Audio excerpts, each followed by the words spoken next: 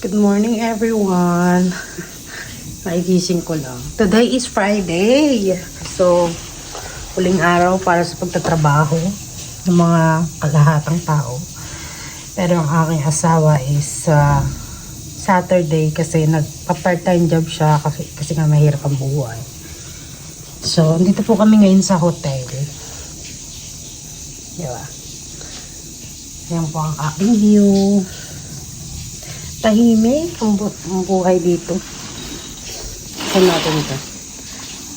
So, ang oras natin for today is 7 a.m. na ng umaga. So, ito po yung hotel na pinag-i-stayan namin. 1 bedroom lang siya. So, pag dito. Natutuwa ako kasi may nagpapa-shoutout. Yung ko po shoutout na naman. Nakakatuwa. Umabot yung vlog natin sa Hong Kong, sa ano ba yun, Washington. Nakalimutan ko na naman yung pangalan ng mga nagpapa-shoutout. Hindi ko kasi nalilista eh. Wala kasi ako listahan dito eh. So kahapon, nag-delivery. Nag-ano nga kami. Kasi yung truck na ginagamit namin is walang kama. Kasi yung ibang truck, mayroong kama sa likod ng yung pwede ka matulog doon. Yung truck na ginagamit namin, pang pang drive lang, walang kama. Kaya lagi kami nag-i-stay sa hotel pagka matutulog na kami. Pero sagot naman ng company, hindi namin sagot. So, okay na rin. Kaya, mamaya kakain ako ng breakfast kasi may free breakfast dito. Pero hindi naman yung buffet na breakfast na katulad sa sa mga hotel dun sa Philippines, di ba? Ang breakfast nila ay talagang buffet talaga. Alam mo yung may kanin, may adobo, di ba? Dito ang breakfast dito, tinapay, itlog, bacon, ayun, mga boiled egg, ayun lang yung mga breakfast dito. Kape, cereal, ganyan ang mga breakfast dito. Hindi sila yung talagang kumakain ng pang maramihan. So, later update ko kayo sa aming buhay. Still watch out kasi babalikan ko yung mga nagpapa-shoutout. Ibabalikan ko lang kasi yung iba talaga nakakalimutan ko. Mamaya ililista ko nga para hindi ko makalimutan. So, balikan ko kayo later. Aayos lang kami at kakain lang kami ng breakfast. Ang pangit ko, nakakainis. At kaya ganito ibigay sa aking mukha. Ito pala yung banyo namin. Mapakita ko sa inyo. Ito, walang bathtub. So, ganyan lang yung ginagawa nila. Pero maganda pa rin, no? May hot shower, di ba? May toilet, di ba? Ayan. Ayan po ang aming, Baby, am I gonna get the tissue?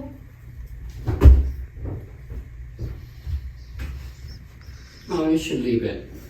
Why? There's no reason to take it. We don't have tissue. What do you need it for? You use the wet wipes. Take it home.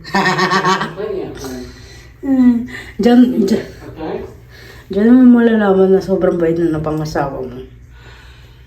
Hindi siya yung alam mo yun, hindi siya yung gahaman ba? Diba? Hindi naman malalaman kung mabait yung asawa mo. Hindi siya yung, kahit na meron kaming tissue sa bahay. Yung binayaran naman din yan, di ba? Kaya lang ayaw niyang iuwi kasi nga daw, meron nga daw kaming tissue. Diyan mo makikita ang tao. Sabi ko nga talaga, Lord, wag mo munang kunin, di ba? Wag mo munang kunin ang asawa. Di ba? Naalala ako kasi, kaya nga naniniwala sa salita na pagka ikaw nagsasama ka sa mga mababait na tao, magiging mabait ka rin. Ganyan. Pero pag ikaw ay nagsasama ka sa mga gahaman, magnanakaw, alam mo yung mga masasamang magiging ganun ka rin. Ganun yun. Kaya kayo, mamili kayo ng mga kaibigan, ng pakikisamahan, lalo na yung partner, pakikisamahan yan habang buhay. So, dapat mamili talaga kayo ng talagang, alam mo yun, yung mabait. Hindi ka magsisisi pag napili mo. Ako lang talaga, maswerte lang talaga ako, napunta lang talaga ako sa mabait. Diba? So, So, dyan mo malalaman yung asawa mo, hindi gahaman. May tissue, hindi makuha-kuha. Gustong gusto ko na nga iuwi kasi binayaran naman eh. Although hindi naman ako nagbayad. Yung company nila, di ba? Kaya lang kasi, kasama yan, di ba? Tignan mo, hindi namin nagamit yung tissue, di ba?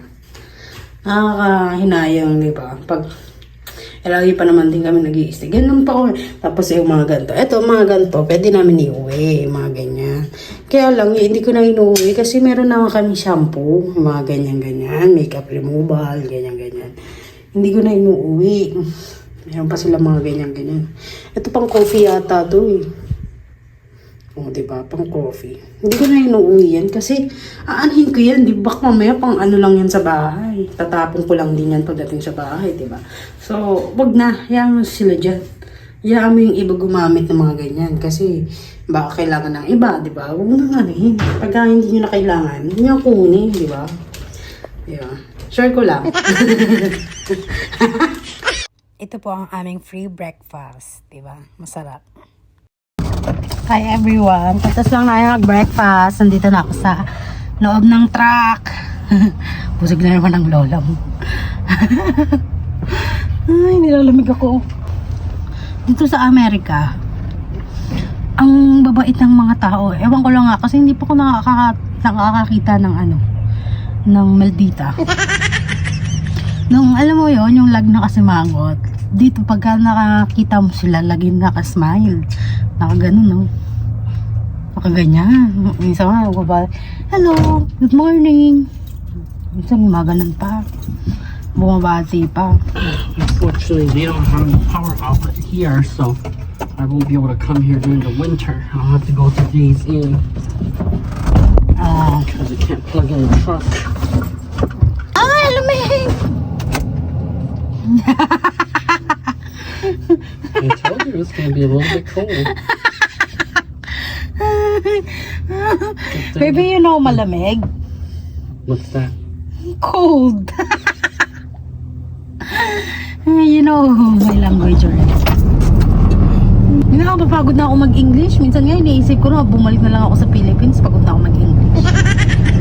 Gusto mo yun? Pagod mag-English. Pero ang sarap ng tulog ko kagabi. Tulog ako mga alas 10. Grabe yung ano rito, alas 9. Pag summer na, alas 9, may araw pa rin. Mga alas 10 yan, dumidilim na. Tapos, sumisikat ang araw dito mga 5. Meron ng araw. Sabi ko na, bakit ganun, no? Ang bilis. Pero pagka winter naman, mahaba ang gabi. Pero pagka summer naman, mahaba ang araw. Diba? Tuwa ako dito sa ano. You don't put your hand in here. Okay. Ay, nakalimutan ko na naman yung ano, yung nagpapa-shoutout. Anak niya yung pinapa-shoutout niya yung taga Washington. Nikki and pangalan nun. Teka lang, papalikan ko. Natatawa ako. Nagpapa-shoutout si ano, Carla and Nikki nasa Washington po. O, diba? Taga dun po yung mga kapatid nito eh. Dun nga kayo pumunta sa... Baby, where's your brothers live in Washington? Washington State. Yeah, we're in there. Everett. Everett. Taga dun siya. It's just right outside of Seattle. May mga nanonood din na mga nagpapabate nga ay si Carla at saka si Nikki. O, diba? Hello po sa inyo. Nagpapa-shoutout sa aking video, no? Thank you po sa lahat na nanonood. Ayun, natatandaan ko na yung ano yung nagko-comment sa akin lagi pagka yung nanay niya lagi nagko-comment. Pinapa-shoutout nga niya yung mga anak niya na sa Washington daw. So, ayun. Meron pa yung isa taga Hong Kong. Taray no, maabot na yung mga vlog ko sa ano, no. Sana dumami na yung subscriber ko, no. Para kasweldo naman ako at matulungan ko na yung mga magulang ko. Ready? Yes. We have 3 stops out here. 3? Okay. Meron kami 3 delivery for today's video. Yun, yung nagbablog nga na yun, si Ellen Cooking Emerald.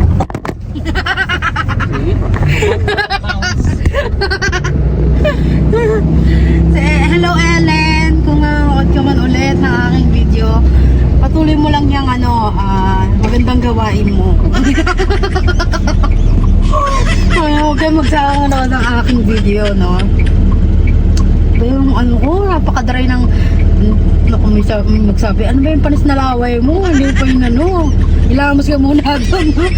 Ano po yan? Tag dito. Hindi mo panis na laway yan. Ano yan? Sobrang dry kasi dito. So, kinakain na yun, no? Natutuwa ako kasi yun, no? Meron pa nga meron nga daw, merong dito, merong new subscriber ako at ang asawa rin niya is driver sa Ohio naman. Alayo. Sana meron akong kapitbahay dito na na malapit lang, yung pwede namin puntahan. Pwede namin bisitahin, pwede namin halagaguin yung bahay. Alam mo yun, di ba? Mayaman, pwede mangutang, di ba? Natutuwa ako kasi, magkaharap talaga ako ng kaibigan mayaman. Pwedeng utangan.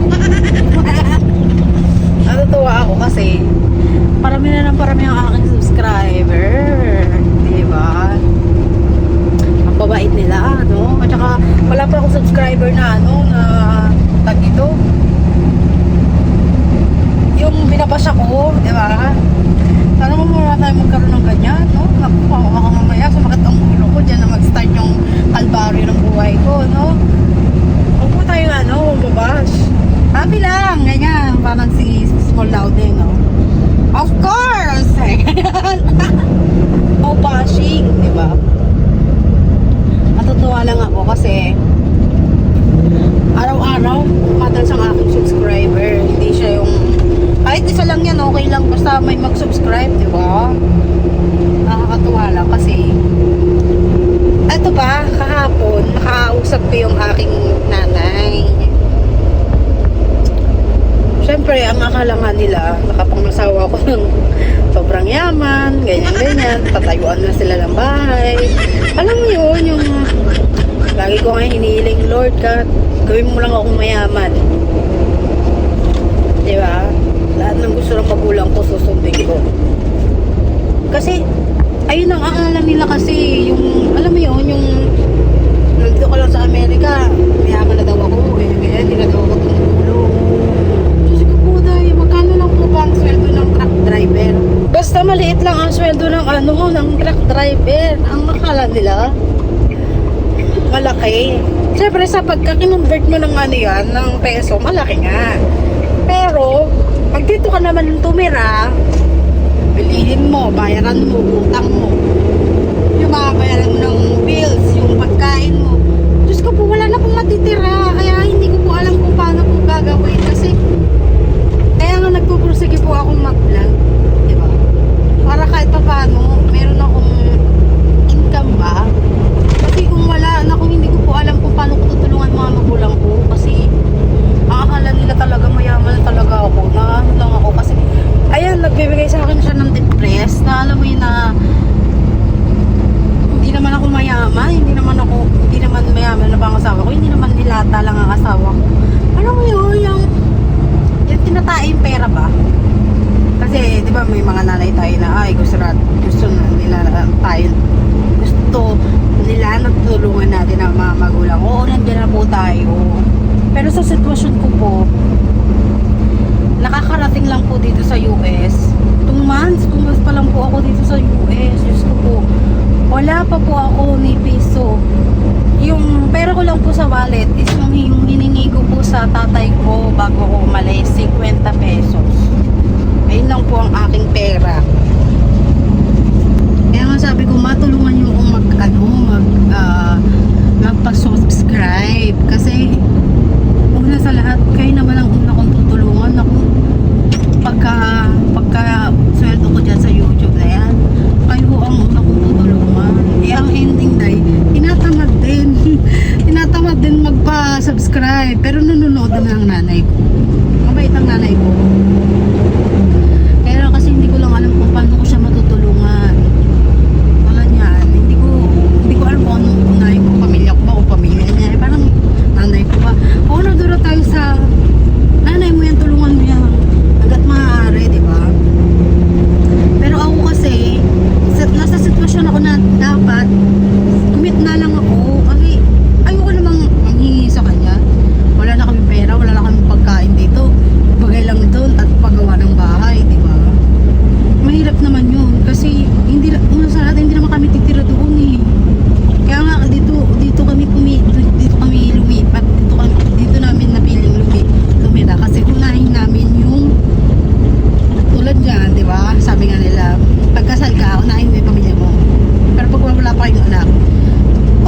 kami anak, pero yung husband ko may anak.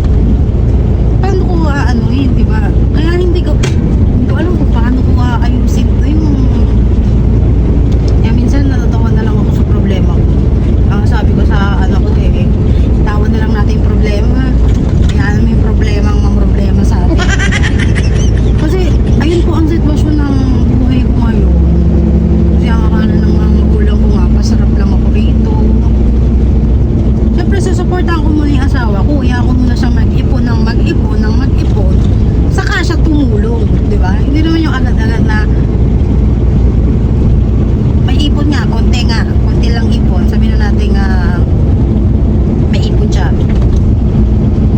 Saka kulimpot na yun, ibibigay mo lang yun doon sa bahay na yan. Titira nyo. Tapos yung bahay na ipapagawa, wala naman titira. Di ba? Sana maisip din sila. Di ba? Nakakaano lang kasi. Nakakakala ng tao. Swerte daw ako kasi nga nandito ako sa Amerika. Hindi naman nila alam na mahirap lang din ang buhay dito. Buti sana yung asawa ko CEO, pwede pa, diba? O Army. Hindi naman kahit nga Army din, maliit lang daw ang sweldo ng Army. Diba? O, malaki kung general ka, o kapitan ka, mga ganyan-ganyan. Pero kung Army ka lang, kaka-Army mo lang, maliit lang ang sweldo niyan. Diba? Ano lang ako kasi, yung mga didismaya talaga. Kaya nga pinapaliwanag ko dito sa aking video na hindi po lahat na nasa Amerika masarap ang buhay. Kaya sana maintindihan nila na hindi ko, mga kapatid ko hindi matulungan. Hindi ko matulungan mga kapatid ko kahit na may pamilya. Ako kasi ang bunso sa amin. Yung mga kapatid ko may mga asawa at anak na. So ang kala ng mga kapatid ko matutulungan ko rin sila. Unahin ko muna yung sarili ko dahil saka na kayo pagka umangat-angat na. Kasi gano'n naman talaga, sino, tulad niya, pag may problema ako, sinong tumutulong sa akin, hindi ako manghihingi ng tulong sa kapatid ko. Kasi alam ko may mga pamilya na. Siyempre, unahin ko muna rin sarili ko, no? Tulong ako ng tulong. Sige, labas ako ng pera, tulong ako ng tulong. So ako, pag nangailangan naman ako, sinong tatakbuhan ko? Sino? Kayo? Pagkutang ba kayo? Diba? Nakakaano lang, urirat lang. Kasi ganun talaga ang traditional sa culture ng mga Pilipino. Nakakakala mo, makapag-abroad lang, mayaman na. Hindi nila alam. Mahirap. Sa umpisa mahirap. Hindi nila alam. Kakarating ko lang dahil. Hindi pa nga tapos yung green card ko eh. Hindi nila alam na yung green card may bayad. Paalala ko lang po sa inyo ang green card, bago ko mag-apply, katulad yan, K1 visa ako. In-apply namin K1 visa. Ngayon nandito na ako sa US. Pagkatapos ng US, hindi pa po tapos lahat ng papers namin. Mag-a-apply pa po ako ng green card para makapag-stay ako dito ng 10 years. Pagtapos nun, meron na naman ulit. Hindi po natatapos.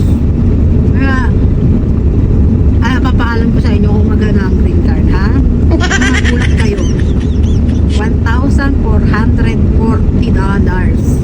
Ako, i-convert mo yan sa sa peso. 85,000 pesos. Saan ako kukuha niyan? Kaya nga sabi ko, unahin ko muna sarili ko bago ko unahin yung sa inyo. Kasi, pag inuna ko sa inyo, ano na po yung sarili ko? Di ba? Ganun po ang mag-explain. Kaya lang kasi yung mga magulang ko hindi naiintindihan eh. Kasi nga siyempre matanda na, hindi naiintindihan. Kaya sabi ko sa kanya, pasensya na kasi hindi ako makatulong. O makakatulong man ako maliit na bagay, mga 5,000, ganyan. Kung wala man pagkain, 5,000. Kung may bibilin man na aatin ng kasal, o ayan, papadalang kita. Pero yung hiningian mo papanggawa ng bahay, papaarang awa nyo na muna. Talaga,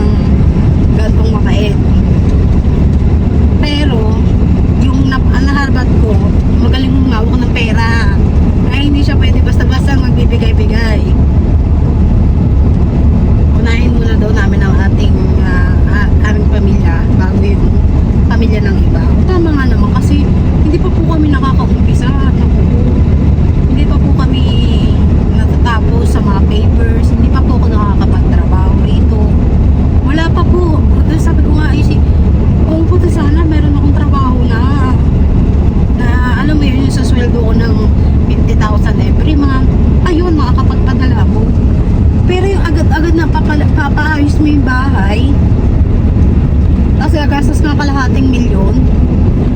Diyos ko po. Panginoon ko. Hindi ko lang talaga ano.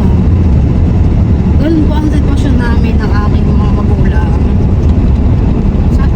Sana maintindihan nila no, na kahit nakapangasawa ko ng foreigner, hindi agad-agad gano'n. Hindi gano'n kadali maglabas agad ng pera. Ganyan.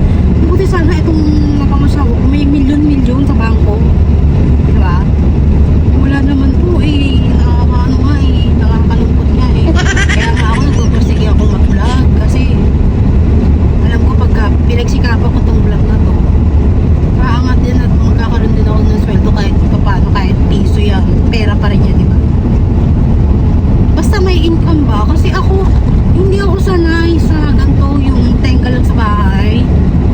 Kasi ako, talaga ako eh. Yung lumaki ako ng gusto ko talaga kinikita yung pera. Hindi yung pinupulot, yung nangihingi ba. Gusto ko yung nagsisikapan ko ba. Kasi ang hirap mang umasa sa nakasa ko sa asawa ko eh. May asawa ko nagdalawang anak. Yung dalawang anak na yun eh. Siyempre, bata pa. Hindi rin natin na tinutulungan din niya. Eh, ayoko naman sabihin na stock mo muna yan. Ano ko? Diyos? Diba? Stock mo muna yan. Dalawang hindi ko naman pwedeng ganunin yun kasi anak niya yun eh. Diba? Parang ba tayo? Ano lang ako kasi diba may mga ibang magulang na meron pa nga eh. Meron pa nga mas malala sa nanay ko eh. Yung pinupush niya yung anak niya mag-foreigner. Dahil ang akakala ng nanay eh maganda nga ang buhay, matutulungan daw siya, magpapatayo siya ng bahay. May mga ganung magulang, huwag naman po kayo ganun sana. Hayaan niyo yung anak niyo mamili kasi wala na po tayo sa old tradition ba na fixed marriage pa gano'n yung fixed marriage. Hayaan niyo po mamili ng anak niyo kasi siya ang makikisama eh. May mga ganung magulang. Buti nga yung nanay ko kahit papano nakakaintindi ng konti. Eh syempre hindi ko na mapilit sa nanay ko maintindihin ako. Diba? Eh nanay ko yan, kahit ano naman gusto niyan, hindi siya pa rin na masusunod. So ang akin, hinakayaan ko na lang. Bait naman yung nanay ko eh, kasi kahit kailan hindi naman kami pinabayaan eh. So mayroong ano pa rin ako, may utang na loob pa rin ako sa kanya. Nakikita ko pa rin yung bata ako, inalagaan niya ako, maglabandera siya para may papakain sa amin. So kahit na paano, merong utang loob pa rin ako, hindi pa rin ako taksil na anak, yung budas na anak, ano mo yung wala akong utang na loob na anak. Ako naman, kaya nga pinipilit ko intindihin kay mama na pagayin ko muna yung sarili ko. Hindi ko naman sa pinapabayaan ko kayo, pero pag kami kailangan kayo, sabihan niyo lang ako. Pero wag naman muna yung bahay, ma, kasi mahal yan. Wala pa kaming ganyang pera. O sabihin na natin yung manghingi sa akin na ganito ko, na pangkain namin, na cat food. Yan, nabibigyan kita. Pero sabihin mo na, kalahating milyon. Patayin mo na lang ako. Ang long, di ba? Sana maintindihan ng nanay ko, no? Pagka napanood niya tong video ko. Ano lang kasi ako, kasi ang akala ng nanay ko nga, mayaman nakuha ko. Hindi po lahat ang sinuswerte. Akin, mas pipiliin ko yung wala kaming pera. Wala kaming mas malaking pera sa mga ibang foreigner. Kasi nga yung napapanood kasi ng nanay ko na mga vlogger, mayayaman kasi yun. Yung tag dito, yung isang vlogger nga namimigay ng mga grocery, nagpapadala ng balikbayan box, parang ganun napapanood ng nanay ko eh. Tapos pinagawa daw ng asawa niya yung bahay nila sa probinsya. Ayun na napapanood ng nanay ko. Sabi ko, hindi naman agad-agad yan eh.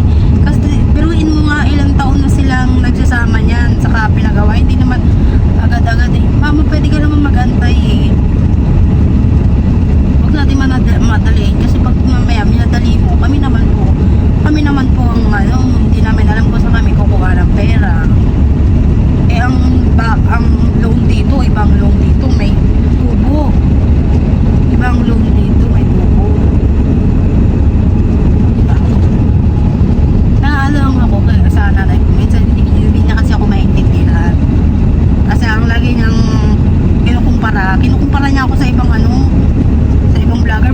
ano, ba't naman sa ano ma? Parang kawa mo na. Parang kawa mo na ma. Makinig ka sa anak mo. Kasi yung mga yan, ilang taon na po yan sa ano, sa ibang bansa. O sabihin na natin hindi sila nagtrabaho. Pero ilang taon naman sila, hindi naman sila agad-agad nagpagawa ng bahay. Eh ako mga 2 months pa lang ako, mga 2 months pa lang ako. Hindi maintindihan ng nanay ko, ang akala ng nanay ko, 2 years. Diba? Sana maintindihan mo, no? Kasi, lalo yung mga ganyang problema, dinadala sa akin. Na ano ako, na de-depress ba? Kaya masabi ko sumikap ako mag-vlog, para kahit pa paano, sumweldo ko sa YouTube, maipadala ko sa inyo. At kung swertein man, at sumikat man, matutulungan ko kaya agad-agad gustuhin mo. Bilhin kita ng aeroplano, bibilang kita ng aeroplano. Masunod lang ang gusto mo. Ganyan po kita kamahal. Pero yung sabihin mo na, 2 months ka na dyan, pagawa mo na kami ng bahay. Wala nga ako kasi. Ang akala ng nanay ko, milyones ang ano namin, sweldo namin dito. Papagod na ako, sabi ng nanay ko. Kaya mami, mga ako na mag-ano sa akin ng sakit sama ng loob. Kasi para alala ko lang sa'yo, ako lang ang anak mo na nagmamahal sa'yo. Lang po ang nagmamahal sa'yo. Tulad yan, ano ko, minsan nagaganyan na kami ng nanay ko. Minsan naiisip ko na, ay, kailangan ko rin suklian ng magandang ang aking nanay. Kasi nga, siya tumayo lang ano eh. Kasi yung tatay ko nung time na yun, wala ng trabaho. Kasi ang tatay ko, security guard dati. Wala siya ng trabaho. Siguro mga ilang taon din nawala ng trabaho ang tatay ko, ha. So, ang nanay ko, naging labandera. Kinaya niya. Ilang taon siya naglabandera. Kaya nga na ano ako sa nanay ko na kahit pa paano, kahit anong galit niya sa akin, hindi ko siya kayang awayin na ano. Kasi, alam mo yun, yung parang pag inaway mo, ano mo yung ano niya, yung ginawa niya noon sa'yo, yung sacrifice pa para makakain ka ng adobo pa. Ayan, paborito ko yan nung bata ako. Kaya ano ako sa nanay ko pagka sinasagot ko siya, pag ganyan, naiisip ko rin yung mga ginawa niya. Ganito po ang mga libra. Ayun na naman tayo sa libra. Ayop na libra. Ano lang ako. Kaya nakatawarin mo ako. Ikaw ang topic namin for today's video. Ikaw ang napili. Ikaw ang nakuha sa listahan. Ikaw ang topic for today's video. Naano daw kasi ako eh. Kasi sabi ko oo, hayaan mo muna ako mag-ipon ng 5 years. Pero sa kanya kasi syempre, matanda na nga. Nasa 63 na yata yung nanay ko. 62. Sabi ko, hayaan mo muna ako mag-ipon 5 years ma. Siguro mapapagawa ko yung bahay 5 years. Kasi yung gusto na nanay ko, pagawa ko lang agad-agad eh, kara-kara na eh. Sabi ko, naginip tayo. Kaya, paggawa ko yan. Paangako ko sa iba, paggawa ko yan. Pero hindi ngayon.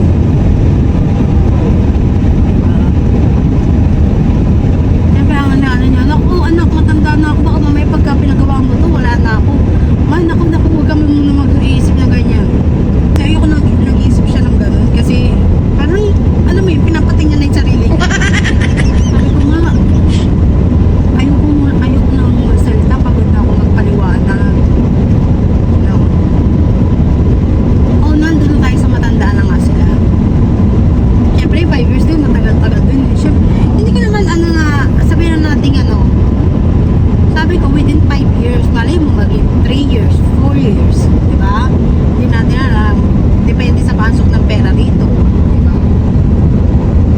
Ang akin lang, huwag na tayo magmadali kasi pag minamadali mo, parang nai-stress ako na mga saan ako kukuha ng kalahating milyo. Nakaw.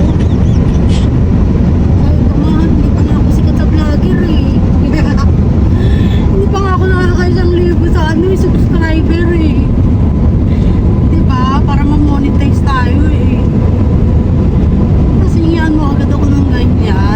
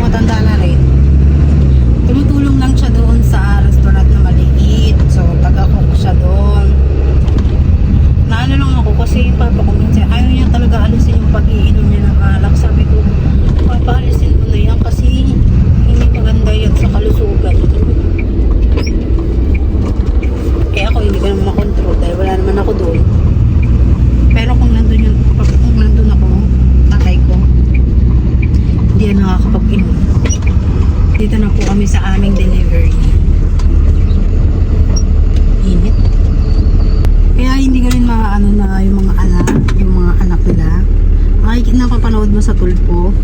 Yung mga anak nila pinipirahan na yung mga foreigner dahil sa mga magulang niyan. O, diba?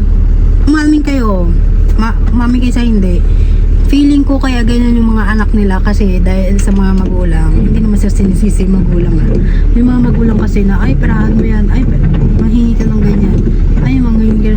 Di ba? May mga ganyan hindi nila alam sa ginagawa ng magulang. Doon lumalayas yung foreigner. Ano lang, ayun na yung pag ano ko, pag isip-isip ko. Kasi, sabi ko nga kay mama, hindi ko naman ito pinangasawa dahil sa pera eh. Pinangasawa ko to kasi sobrang bait.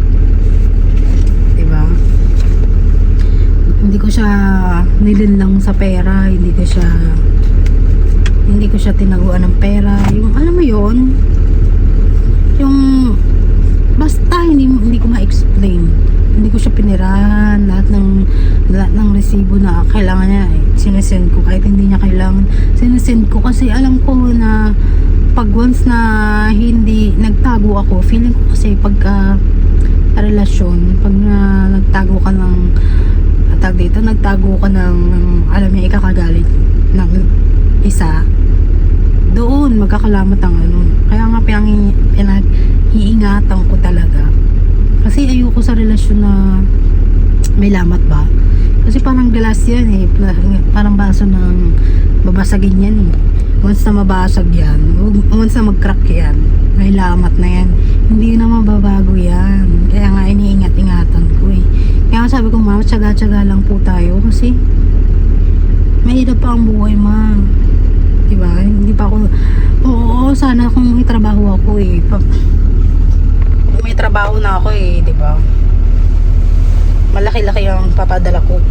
Pero ngayon kasi, ang padala lang niya, pagka may kailangan lang sila, hindi yung monthly. Kasi nanay ko may trabaho pa, tatay ko may trabaho, anong papadala ko? Mga kapatid ko, may mga asawa yun, diba?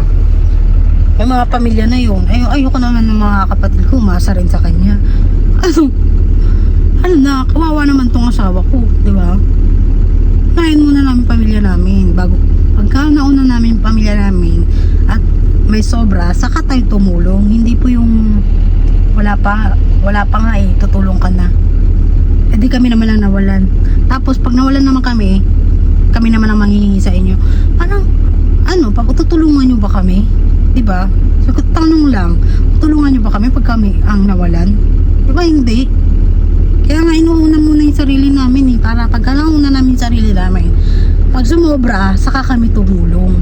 Ganun po yun. Hindi yung uunahin mo yung iba, uunahin mo yung mga kapatid ko bago yung pamilya namin.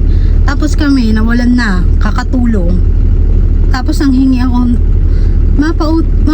pautang ako sa kapatid ko ng ganito, wala kaming pambigas dito. Ha? Anak, nasa Amerika kayo, wala kayong pera? Oh, sino maniniwala doon, di ba? Di ba wala naman maniniwala ng ako ang maghihingi sa kanila, di ba? Dahil nasa Amerika nga kami.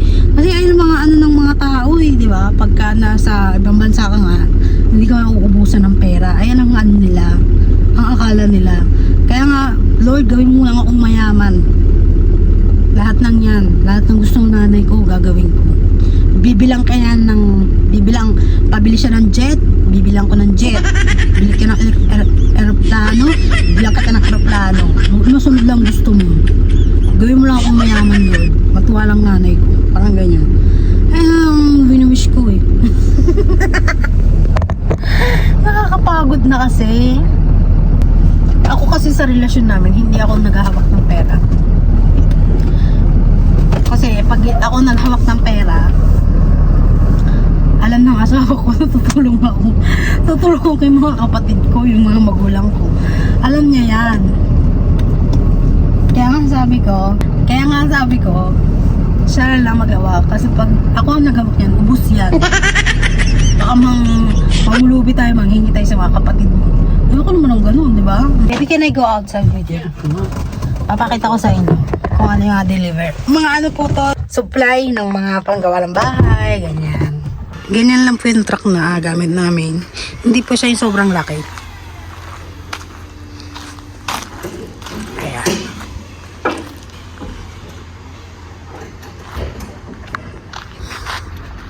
Ayan. Malaki rin naman. Kahit pa paano.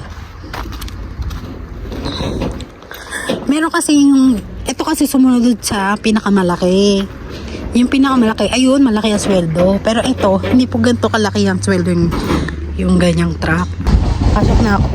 Yung makita ako ng mga ibang tao na nagbablog. Siyempre, baka mamaya mga ilang. Diba? Ang sinasabi ko lang, huwag po tayo umasa sa mga anak natin na nasa ibang bansa. Hayaan po natin silang magpadala. Huwag po natin silang pilitin na magpadala ba. At saka yung hinihingi, huwag naman po malaki-laki ang hinihingi. Kasi hindi po malaki ang kitaan.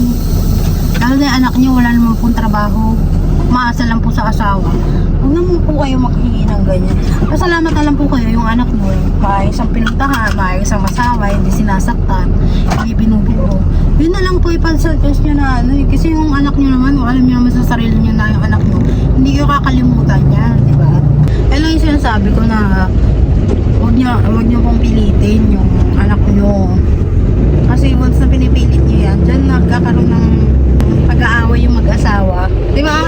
May mga ganyan eh. Ayoko naman mag-aaway kami na ito dahil lang doon sa gusto ng nanay ko. Di ba? Matuto sila maghintay. Kasi hindi lahat ng nakukuha agad. Di ba? Hirap po talaga ng buhay. Umasa sa asawa.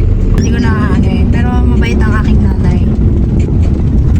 Kahit ganun pa man din siya, inaano ko pa rin yung ginawa niya sa akin nung bata ako. Diba? Malaki pa rin maganda pa rin ang pagpapalaki niya sa akin. So, kahit ganun siya, okay lang, naiintindihan ko. Diba? Pero sana maintindihan din ako ng nanay ko. Magkaintindihan kami. No? Natutuwa ako kasi may mga ibang magulang talaga na, na hayaan mo yung mga anak, hayaan ko yung anak ko magpadala sa akin. Ganyan. Hindi ko pipilitin anak ko kasi baka mamaya pagka pinilit ko, mag-away sila ng asawa.